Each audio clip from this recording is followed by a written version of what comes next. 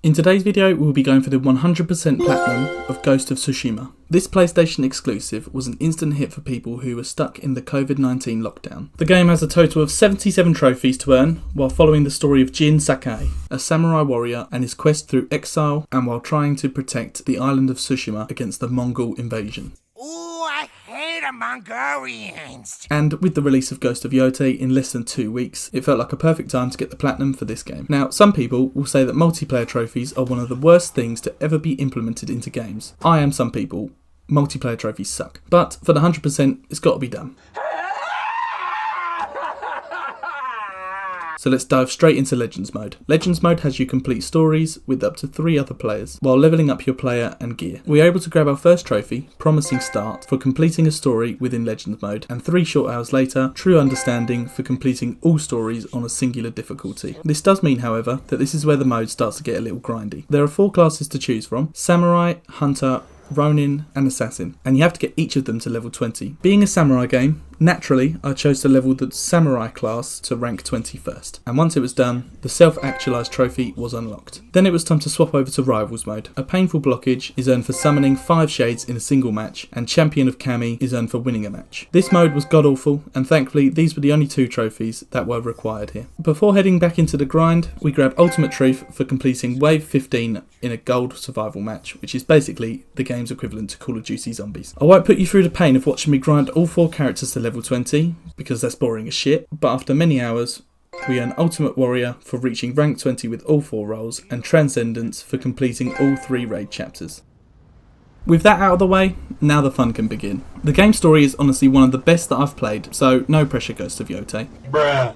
The story is set in the year 1274 AD on the island of Tsushima, which is situated between Japan and South Korea. Jin's story begins alongside his uncle Lord Shimura, leading Tsushima's finest warriors in preparation for the Mongol invasion. Long story short, this doesn't go too well and Shimura's forces are massacred and Unks is taken prisoner by the Mongol leader Khotun Khan, and Jin is left on the brink of death. After waking up, this is where we are introduced to our first ally, a woman named Yuna. She tells us that the majority of the island is now under Mongol control. We are, however, able to grab our katana and close out the mission to earn our first trophy, Gathering Storm, so it's not all bad, I guess. The next part of the story sends us to Castle Canada to free up Unk, but we unfortunately run into Khotun Khan and have a showdown on the bridge. And yeah, he's pretty OP. Whoa. See that one coming? Oh, that one. Oh, that one. Oh, I'm getting fucking murked. Eventually, Big Chief has just about enough of us and throws us off the Castle Canada bridge. So, following that embarrassment, we need to spend some time making some new friends around Tsushima and recruit them to join the fight against the Mongol army, because nobody treats Jin Sakai like that and gets away with it. Act 1 of the game is set in the Izura region. It is here that we are introduced to Sensei Ishikawa, Lady Masako and Kenji, who is a little bit special to say the least. Forgive me, my lord. All of these characters have side missions, or tails as they're referred to in this game, but these all need to be completed for various trophies within the game. It doesn't take us long to earn our second trophy. Point of No Return is earned for breaking the samurai code to help our new friend. The next few hours are spent completing all available tails for each of Jin's new allies, as well as picking up as many collectibles on the way. We are able to grab Lost and Found for discovering a Pillar of Honour and collecting its sword kit, and a Moment in Time for entering photo mode. Then it was back to progressing the story. We are introduced to Jin's old friend Yuzo, and we help him and his Straw Hat Ronin army to find food, earning Company of Wolves. We also save Yuna's brother Taka from Mongol captivity, which nets us the Stoking the Flame trophy. Ghost of Tsushima has its fair share of combat-based trophies. Nothing in comparison to Tomb Raiders, but we earn Open for Business for staggering 50 enemies, Flash of Steel for killing 20 enemies with a perfect parry counter-attack, Have a Nice Fall for an enemy dying from full damage after we kick them off a cliff. Tommy drills one high and deep to center. Away, way back. Goodbye. And finally, Witness Protection for shooting a terrified enemy with an arrow as they flee from Jin. Now that we've recruited Tsushima's equivalent of the Avengers for our cause, it was then time to rescue Unk. Once we arrive at the castle, we advance through the courtyard only to find that Yuzo has gone MIA. Luckily though, we are able to test out our new toy and parkour our way around the side of the castle and take out the Mongols guarding the alarm. After a bit more fighting and parkour, we find Yuzo sitting by a lake. Turns out, he's a snake and is now working for the Mongols in exchange for food, not on Jin's watch. Boy, that escalated quickly. I mean, that really got out of hand fast. Following the fight, we continue onward through the fortress and reunite with our uncle. And with that, we earn family reunion, but the Khan escapes, but that does seal up Act 1. Act 2 sees Jin travel into Toyotama with Unks, with the goal of pushing back the Mongol forces. Our first move is to retake control of Castle Shimura, but before we can go any further, we are introduced to another of Jin's allies, Norio, a warrior monk. He also has some side quests available that we'll have to complete for a trophy later on down the line. After meeting Norio, I then decided to take a quick break from the story. There are a load of missed trophies up for grabs, so we earn Gifted pretty much for free, Slay for collecting 30 pieces of gear, Quick Study for learning the 4 combat stances within the game, and a Charming Man for equipping a charm in all of the available slots. We also are able to pop the Headstrong Thief for completing all 4 of Yuna's side missions, which is probably the easiest character to do this for. Then it was back to the story. Unks has put a call out to the mainland of Japan to request reinforcements, but that will take some time. Yuna suggests recruiting the people of Yarikawa, a group of rebels. So after sneaking into their base and successfully helping repel a Mongol invasion, we decapitate one of the Khan's general.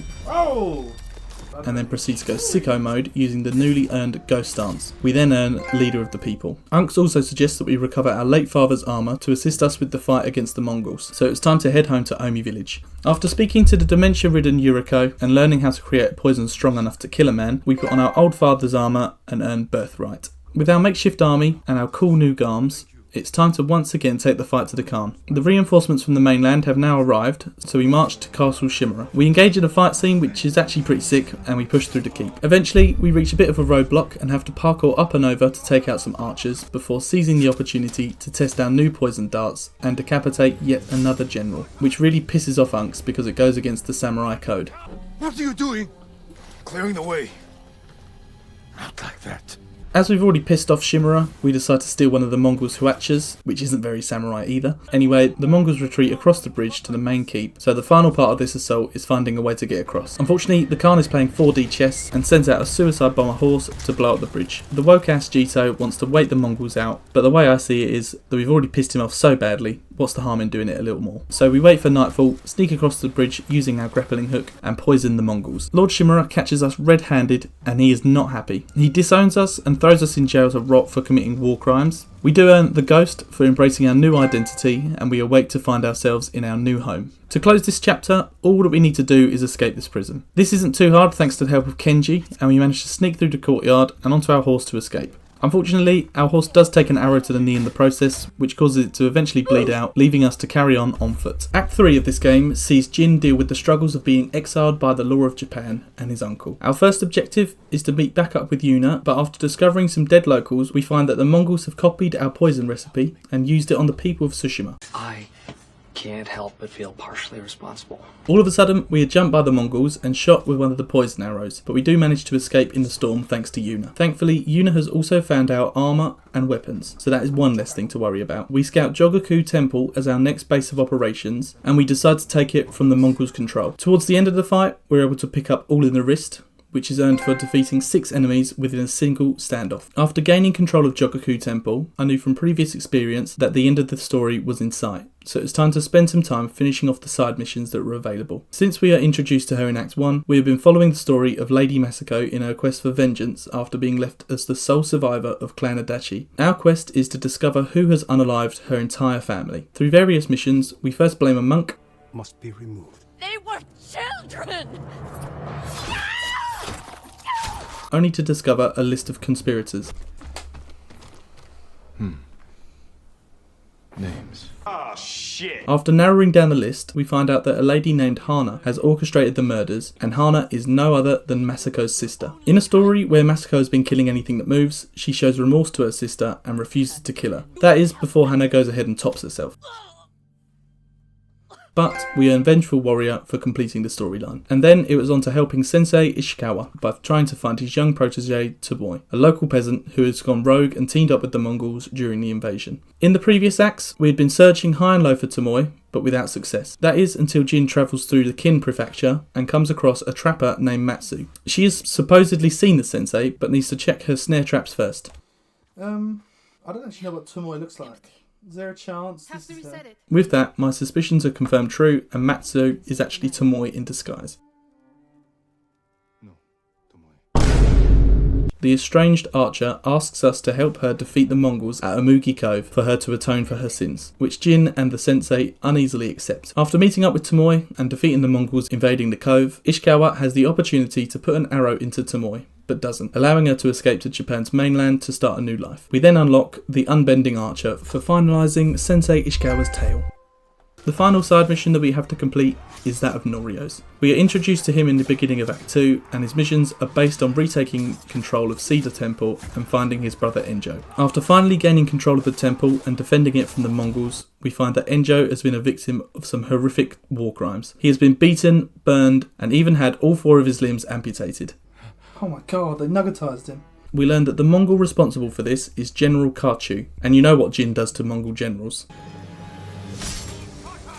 Anyways, Norio loses his shit and heads to Fort Shuni to burn him alive, and we find him watching over a massacred Mongol camp. Jin then convinces the monk to honour his brother going forward by leading the monks at Cedar Temple, which earns us the Warrior Monk trophy. Then it was finally back to the main storyline. Now that we've assisted all of our allies, it was time to face the Khan. Firstly, we will need to scout out the battlefield. We head to Port Izumi and sneak past the Mongol forces into a lighthouse and discover where the Khan is living. Then Jin prepares an apology note for the Jito, which is also a request for him and his prevalent army to join the attack to finish off the Mongols for good. We are tasked with sneaking back into Castle Shimura, hiding in a peasant's sake delivery cart, and then delivering the note for Unks to read when he stopped being so angry with us. As a storm descends over Tsushima, it was time for the final assault on the Khan. With all of our allies we've made throughout the story thus far, we head back to Port Izumi. We fight our way through the outpost and eventually have to take a breather. The Mongol forces are strong, and it seems that we're alone in this fight. That is, until Unks turns up with his army to support us. With the added strength, we then finally come face to face with the Khan, and it was time to finish this. I'm so dead, it's not even funny.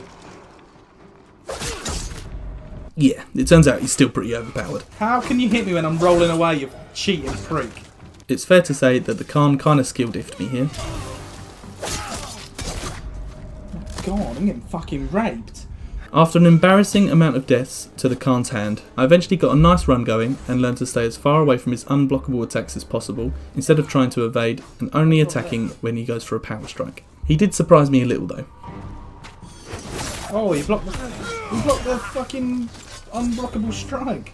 Despite this blatant cheating, I dodged and weaved my way through the fight, and then this happens. It's got your fat ass.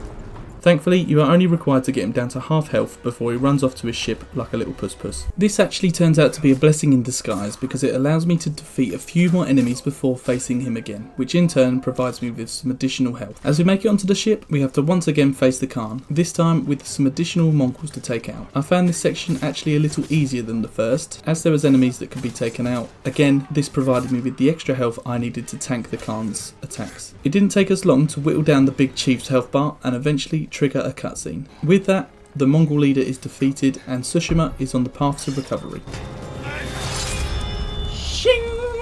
We unlock the Sovereign End trophy, but there's one final thing that we must do. We head back home to Omi village and find Unks. He is still not happy with us, and he has been ordered by Japan's shogun to kill us for breaking the samurai code and becoming a martyr. But we still have a few more trophies left to grab, so that's not happening. Forced into facing our Jito uncle in a 1v1, we learn his attack patterns and best him. Here you have a choice to spare him or end him, but of course we're killing that boring old man.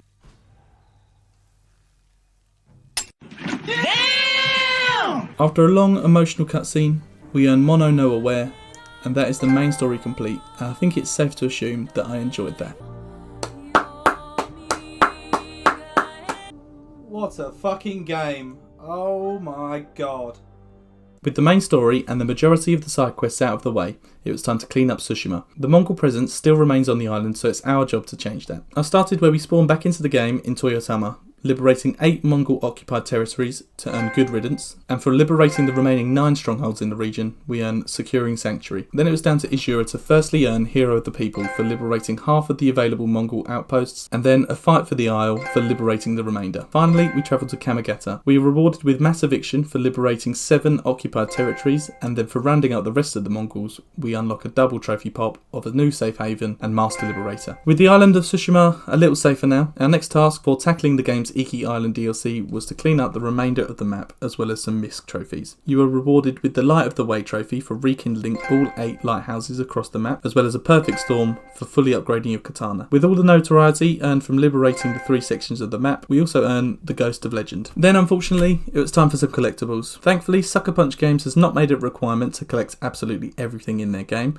We earn Know Your Enemy for collecting 20 out of the 50 artifacts found across the map, and then for collecting 20 out of 40 records available, we earn Avid Reader. Across the map, there are hundreds of activities and a few more side quests to complete. We firstly focus on the activities available, earning Favour the Kami for honouring all Shinto shrines, and for beating all challenges in a duel, we are given There Can Only Be One. But we also earn Teller of Tales for completing all Mythic Tales, which are basically one-off side missions that gift you with a set of armour after completion. With all of our new gear, we can also pick up one of the last missed trophies available. Cooper Clan Cosplayer is earned for dressing up as a legendary thief. Now it's time to head into the Iki Island DLC. Despite having its own trophy list, in the director's cut of the game, some of the collectibles have been placed on Iki Island, so we will be able to hit 2 birds with 1 stone. Iki Island introduces the Eagle tribe, which have taken over the island with the help of the local bandits. Unfortunately, this is also the place where our father earned his title of the Butcher of Iki Island. It is actually a fun DLC, but there's not too many trophies to be had here, so I won't go into too much detail, otherwise this video will be about an hour long. Following the story, we are able to unlock Out of the Past for completing the 9 available story missions on Iki Island. Then it was time to clean up the remaining collectible trophies.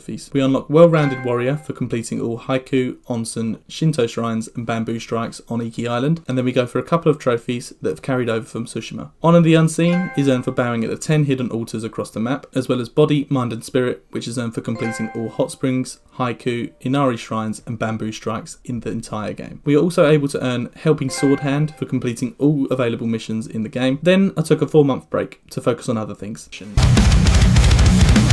After our return to the game, my thinking was to firstly liberate Iki Island from the Eagle tribe. We earned the Butcher is Redeemed for liberating the entire island, the Benefit of All Beings for reaching max legend level, a few Splinters for completing all Bokken jewels at the Hidden Cove tournament, Chiyoko's Song for befriending a local deer, Elegy for Kuzumasa for befriending a white deer, and Treasure of the Past and a Friend to All Raiders for completing all side missions available in the game. As I mentioned earlier, unfortunately Sucker Punch Games has put a trophy in for completing Ghost of Tsushima in the New Game Plus mode.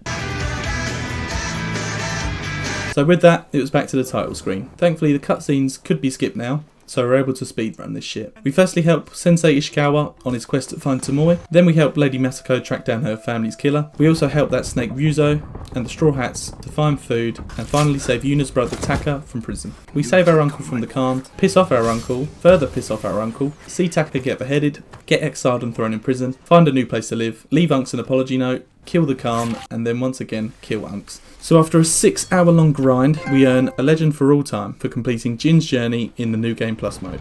Now, one last thing to do. For a photo finish, we head over to Taka's grave and play Lament of the Storm on our flute, earning Dirge of the Fallen Forge, and finally the Platinum Trophy Living Legend. Wow, what a game. In my next video, we will be trying Sucker Punch Games' new Ghost of Yote, so if you have enjoyed this video and would like to see that, be sure to smash that like button and subscribe. It helps more than you will ever know. As always, if you have any suggestions for games that you'd like me to try out, be sure to drop them in the comment section below.